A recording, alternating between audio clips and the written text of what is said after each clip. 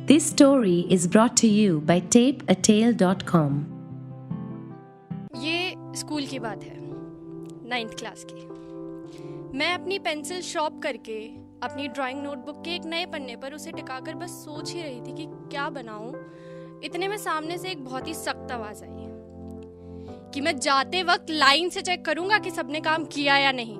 ये आवाज थी हमारे ड्राइंग टीचर पग्गी सर की। पर खैर, मेरा ध्यान किन्हीं और आवाजों पर था जो कि पीछे से हल्की हल्की आ रही थी, खुसफुसाती हुई। तुम लोग बात नहीं करते क्या आजकल इससे? नहीं यार, ये ना बहुत बहुत वैसी है। हाँ, मगर पूरी क्लास नोटिस कर रही है। ये आवाज मेरे सो कॉल्ड बेस्ट फ्रेंड्स की थी। इतने में सामने से एक और सख्त आवाज आई कि क्लास साइलेंस। अब पग्गी सर की ये आवाज पूरी क्लास को तो सुनाई दे गई, मगर मेरे अंदर कुछ जज्बात बहुत जोर से बातें कर रहे थे। ना तो पग्गी सर को उनकी आवाज आई और ना ही उन जज्बातों को पग्गी सर की आवाज सुनाई दी। तो वो तो चुप हुए नहीं। अंदर मानो सवालों का लगातार एक भवंडर सा उठ रहा था कि मैं ही क्यों? आखिर मेरी गलती क्या थी? मैंने तो यार मजाक करा था कि मैं जाकर कंप्लेन कर दूंगी, मगर उन लोगों ने जो मेरी शर्ट के पीछे किक मी लिखा उसका क्या? मुझे भी तो बुरा लगा, मुझे भी बुरा लगता है। मेरा भी मन किया रोने का, मेरा भी मन करा कि मैं जाकर उन्हें बताऊं कि यार तुमने ऐसा क्यों करा, मुझे बुरा लगा।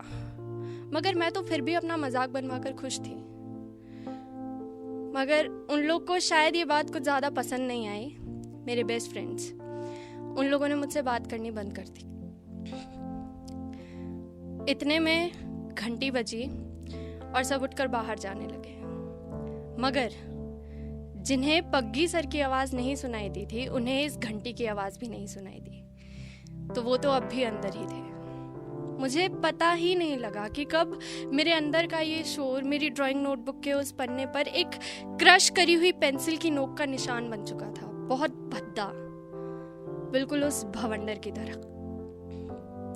सब उठकर बाहर जाने लगे और लकीली उस दिन पग्गी सर ने काम चेक नहीं करा। सब बाहर लाइन से अपने जूते पहनने में लगे हुए थे और मैं लगातार इसी कोशिश में लगी हुई थी कि मेरे अंदर का जो ये शोर है इसे बस कैसे ना कैसे करके चुप कराऊं।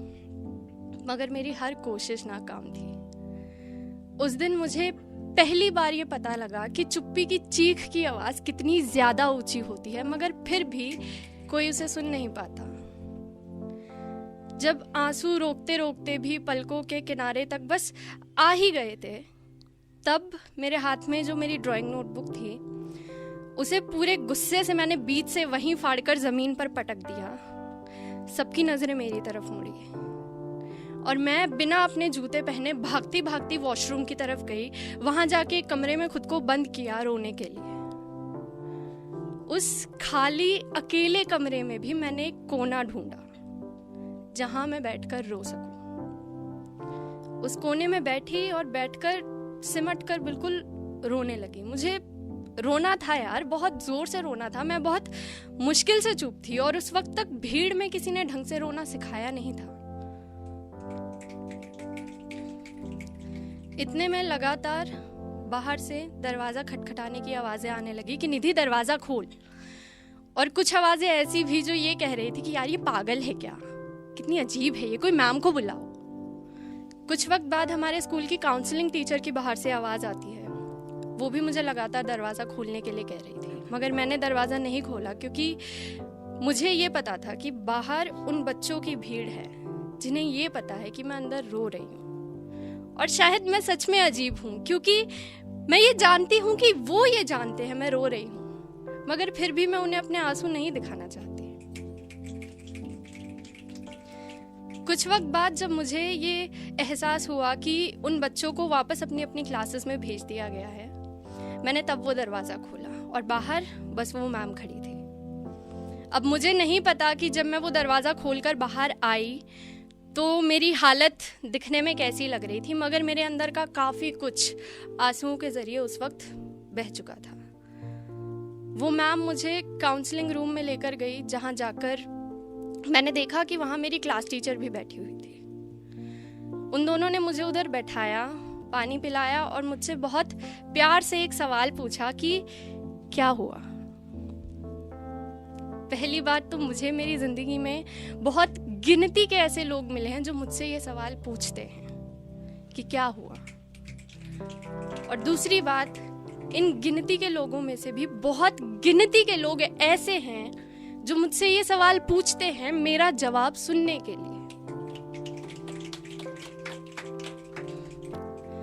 तो मैंने जैसे तैसे लफ्ज जोड़कर लड़खड़ाती हुई आवाज में मैम को बताया कि उस वक्त मेरे बस 3 दोस्त थे, या ये कहूं कि उस वक्त ऐसे बस 3 लोग थे जिन्हें मैं अपना दोस्त मानती थी। वो मेरे बेस्ट फ्रेंड्स थे यार, और वो मुझसे बात नहीं कर रहे थे क्योंकि कुछ रोज पहले उन्होंने मेरे साथ एक मजाक करा जिसमें उन लोगों ने मेरी स्कूल की वाइट शर्ट पर, जो कि मैंने पहनी हुई थी, उस पर पीछे बड़ा बड़ा पेन से किक मी लिख दिया। तो बदले में मैंने भी उनके साथ एक मजाक करा।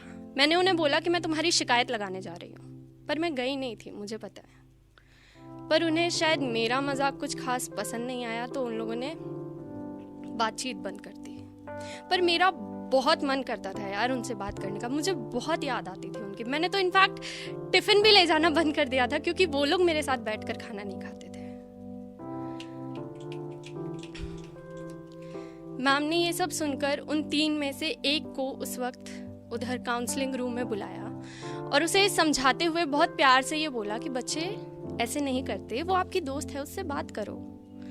मगर मेरी दोस्त ने बहुत डटकर ये जवाब दिया कि नहीं, ये बहुत सेल्फिश है। मुझे बहुत बुरा लगा सुनकर, क्योंकि मुझे मालूम था कि मैं नहीं हूं, पर काश मैंने भी सीखा होता अपने लिए डटकर बोलना। मुझे तो आज भी नहीं आता। पर खैर, उस दोस्त को तो फिर मैम ने वापस भेज दिया और कुछ ही मिनटों में हमारी क्लास टीचर भी वहां से चली गई। अब उस काउंसलिंग रूम में बस मैं और वो काउंसलिंग वाली टीचर बची हुई थी। अब उनके जाने के बाद उस रूम में मेरे और उस मैम के बीच में क्या बातें हुई ये तो मैं नहीं बताऊंगी, मगर हाँ, उस बात के बाद मैंने एक बात सीखी, दोस्त बनाना। हाँ, उस दिन घर जाकर एक डायरी बनाई जो आज तक बस मेरी बातें सुनती है, खुद कभी कुछ नहीं बोलती, फिर भी कभी पलटकर मुझसे ये नहीं कहती कि तू सेल्फिश है। जिंदगी में दोस्तों का होना बहुत जरूरी है, बहुत। दोस्तों के बिना जिंदगी कुछ भी नहीं है। मगर ये किसने कह दिया कि वो दोस्त बस इंसान के रूप में ही हो सकते हैं। मैं घर से बाहर रहती हूँ और मैं जब भी घर पे जाती हूँ, मेरा पेट डॉग है मैडी। वो मुझे देखकर इतना एक्साइटेड होकर यहाँ वहाँ भागने लगता है, भौंकने लगता है। मैं जहाँ जाकर बैठती हूँ मेरे पैर के पास आकर वहीं बैठ जाता है। तो ऐसा लगता है कि यार शायद किसी दोस्त को काफी दिनों से मेरा इंतजार था। जब भी मैं कोई अच्छी सी ड्रेस पहनकर शीशे में खुद को देखती हूँ और ऐसा फील होता है कि हाँ शायद मैं अच्छी लग रही हूँ, तो ऐसा लगता है कि शीशे में शायद एक दोस्त खड़ा है जो कि बहुत दिल से मेरी तारीफ कर रहा है। या जब भी मैं रोकर शीशे के सामने खड़े होकर अपनी हारी हुई सी शक्ल देखती हूँ, तो ऐसा लगता है कि शायद किसी दोस्त को मेरी बहुत ज्यादा जरूरत है। उस दिन जब मैं काउंसलिंग रूम से वापस ड्राइंग रूम की तरफ जाने लगी, अपने जूते वापस लेने, जो कि मैं बिना पहने ही वॉशरूम भाग गई थी, तो वहां मेरी नजर पड़ी उस ड्राइंग नोटबुक पर जो कि मैंने फाड़कर वहीं फेंक दी थी। जैसे तैसे जितना हो सका उसे हाथ से उस पर से रेत साफ करा और उस वक्त वहां खड़े होके कुछ सेकंड सोचा और उस ड्राइंग नोटबुक से और खुद से मन ही मन बस एक ही बात बोली कि सॉरी दोस्त, थैंक यू।